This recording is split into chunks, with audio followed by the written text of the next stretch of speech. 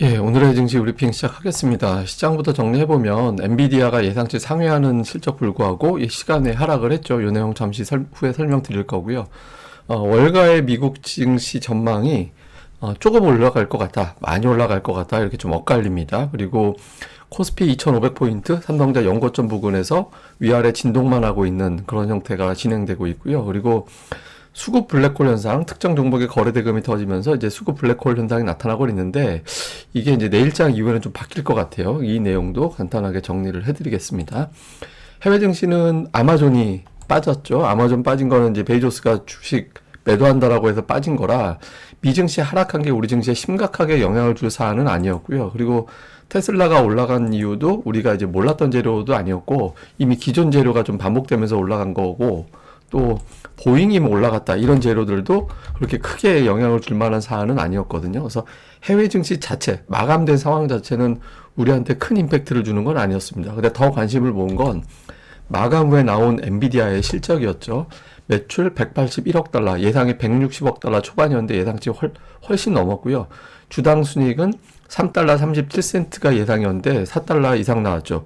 예상치를 크게 뛰어넘었고, 그리고 향후 다음 분기의 실적 전망치 같은 경우는 매출을 200억 달러, 시장에서 한 170억 달러 정도 이제 예상을 했었거든요. 이거를 훌쩍 뛰어넘는 그런 전망을 제시를 했죠. 그런데 이제 중국 부분은 좀 줄어들 것 같다, 4분기에. 이제 이렇게 전망을 하면서, 안 그래도 중국 걱정을 하고 있던 투자자들을 조금 자극을 했습니다. 그래서 그러니까 중국 쪽 때문에 앞으로 저 실적 달성 못할지도 모르겠다, 이런 걱정을 하다 보니까 시간에선 빠졌거든요. 그래서 장 초반에 우리 증시에서 관련된 종들이 부진했는데, 이걸 좀 극복시켜주는 재료가 하나 나왔죠. 뱅크 오브 아메리카에서 목표 주가 700달러를 제시를 했습니다. 목표 주가 700달러면 지금 대비 40%더 올라간다는 얘기거든요. 그래서 이런 보고서가 또 돌고 하면서 엔비디아가 단기 요정 보여도 다시 올라가겠지, 뭐 이런 기대가 있었던 것 같습니다. 그래서 엔비디아 실적이 초반에는 고전하는 거, 장중반에는 괜찮을지도 모르겠는데, 이런 분위기로 반전이 되는 그런 계기가 됐고요. 그다음에 미증시에 대해서도 좀 오늘 엇갈리는 이슈가 있었는데, FMC 의사록은 제가 뭐 아침에도 표현드렸습니다만 그냥 배고프면 밥 먹어야 돼, 뭐 이 정도 내용이었거든요. 그러니까 인플레이션 2% 달성할 때까지 정책 유지할 거야, 뭐 이런 내용이었기 때문에 이거 자체는 그렇게 큰 변수가 되진 않았고요. 그러니까 증시에 대해서 좀 엇갈리는 주장이 나온 것들, 뭐 골드만삭스나 시티에서는 이제 좀 우려거리가 아직 남아있다, 뭐 긴축이나 인플레이션 이런 것들이 여전히 재료다라고 보고, 그런데 이걸 또 상쇄시켜주는 게 뱅크 오브 아메리카. 뱅크 오브 아메리카에서도요, 분석가들마다 의견이 다릅니다. 뭐 그 하트넷 같은 경우는 좀 안 좋은 쪽으로 얘기하는 편이고, 또 다른 분석가는 좋게 얘기하는데, 내년에 5,000포인트까지 간다, 10% 이상 올라간다는 얘기잖아요. 그래서 이미 증시는 금리하고 인플레이션에 적응이 돼서 수익 계속 증가될 수 있다, 이런 또 희망 메시지도 던져줬거든요. 그러니까 해외 쪽 요인은 우리 투자자들이 보기에는 부정적인 것보다 긍정적인 게 더 보이는 거예요, 지금은. 그러니까 단기 조정 나와도 다시 올라가겠지, 이렇게 또 평가가 되는 거죠. 미증시 하락을 했어도 적어도 시장이 쉽게 밀리진 않는, 그런 분위기를 좀 만들어 줬습니다.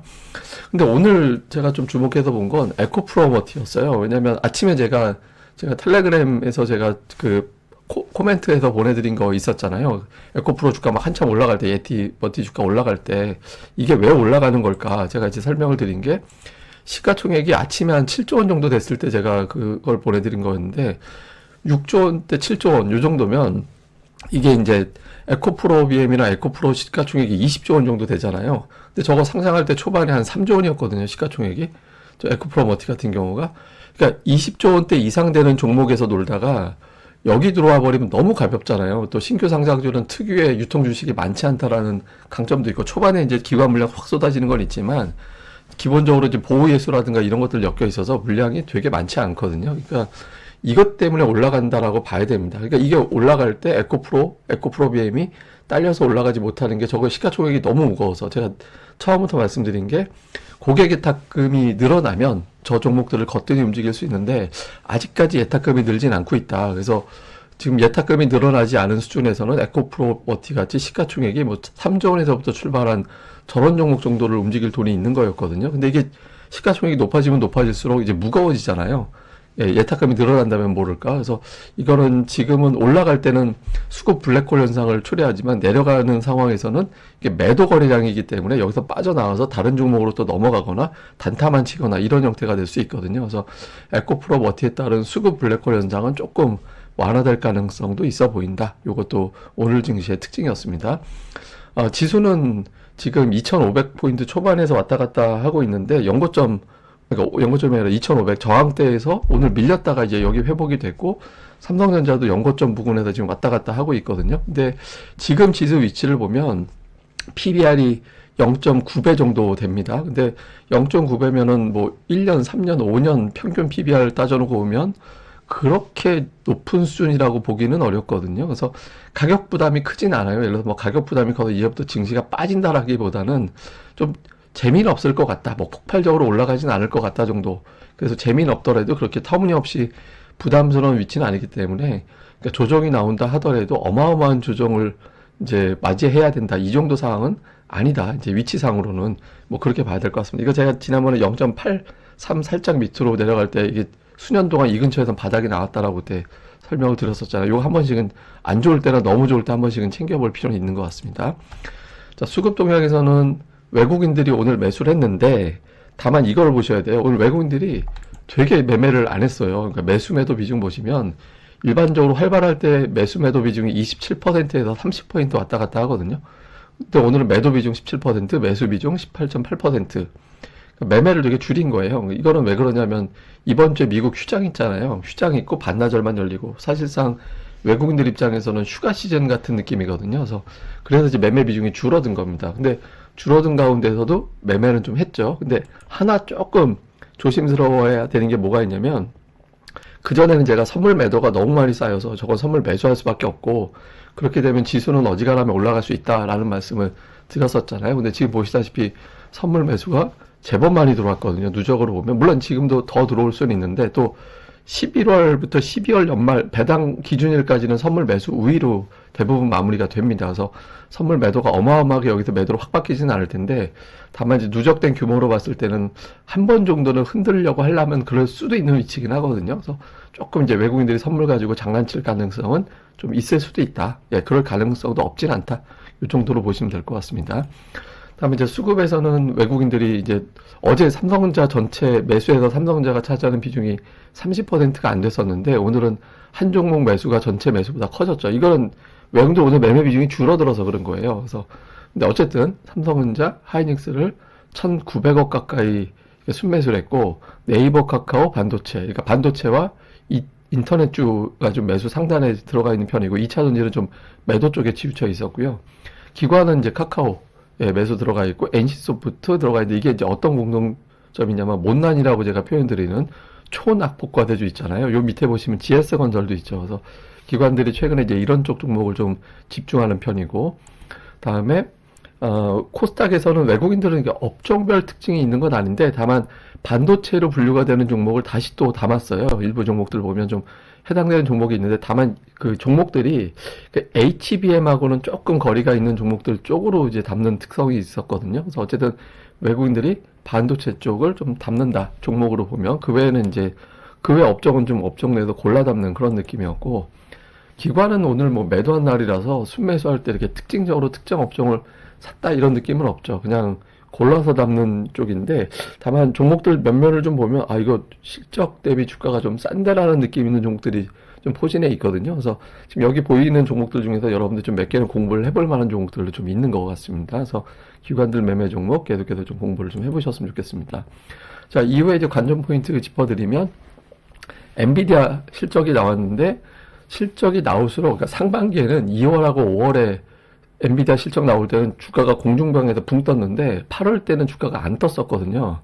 그러니까 이제 실적 발표가 예상치 넘는 게 일상이 돼버리니까 시장이 놀라지도 않는 거예요. 그래서 이번에는 적어도 박스권 정도는 최소한 유지를 해줘야 되거든요. 그래서 엔비디아가 시간에보다는 좀 안쪽으로 빠져주는 게 좋습니다. 그래서 엔비디아가 빠질지 올라갈지는 알 수는 없지만 좀 선방해줄 필요가 있다.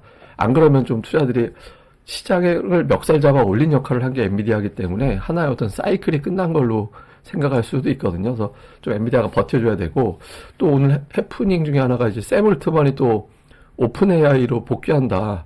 이런 얘기가 나왔잖아요, 기사상. 이게 이제 또 간밤에 또 미국에서 어떻게 반영되는지, 또 마이크로소프트가 이것 때문에 크게 올라간 건 없는데 어쨌든 마이크로소프트의 주가에 어떤 변동성이 생기는지, 이게 또 지수의 연동성을 줄 수 있는 거니까 엔비디아, MS 좀 잘 봐야 될 것 같고요. 그 다음에 이제 2차 전지하고 반도체가 오늘 잘 보시면, 제가 장중에 또 이것도 보내드린 건데 2차 전지하고 반도체하고 분차트 비교해보면 그냥 완전히 데칼코마니에요.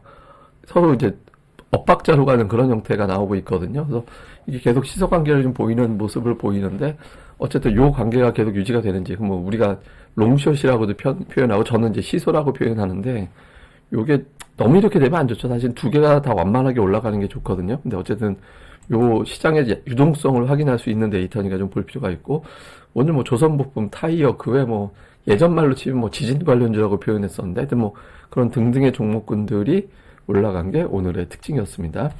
자, 마지막으로는 제가 삼성전자 보여드릴 텐데, 삼성전자가 2012년 이후에 올라갔던 해, 올해 빼고 5번 있었습니다. 근데 전부 다 공통적으로 40% 이상 올라갔거든요. 되게 특이하죠. 근데 11월에 보니까 그 5번 중에서 3번 오르고 2번 빠졌는데 12월은 다 올랐어요. 예, 다 올라가는 모습을 보였고, 특히 작년 같은 경우는 2020년 같은 경우는 그러니까 11월, 12월에 올라간 게 연간 상승률을 다 만들어버리는 그런 모습이 있었거든요. 그러니까 이게 정리를 좀 해보면 모두 40% 이상 올랐다. 2012년 이후에 삼성전자는 올라갔던 해는, 두 번째는 11월은 3번 오르고 2번 하락했다. 다음에 12월은 모두 올랐다. 지금 현재까지 삼성전자가 올해 31% 정도 올랐고 11월에 한 8% 정도 올랐거든요. 그러니까 이제 요거 맞추면 나머지 기간 동안에 10%를 채워야 되는데, 이게 저게 일종의 이제 뭐 저렇게 됐다라는 데이터일 뿐이지 뭐 그대로 된다라는 또 보장은 없는 거니까. 또 아까 이제 선물 외국인들이 너무 과도하게 쌓였다라는 것도 말씀드렸잖아요. 그래서 삼성전자가 외국인들 매수를 얼마나 받아낼 수 있는지, 유지할 수 있는지, 이것도 시황상 되게 중요해서 삼성전자 주가 흐름, 웬만한 조정이 나와도 7만 원에서 버텨줘야 되거든요. 그것도 한번 살펴보시는 것도 시황상 되게 도움이 될 것 같습니다.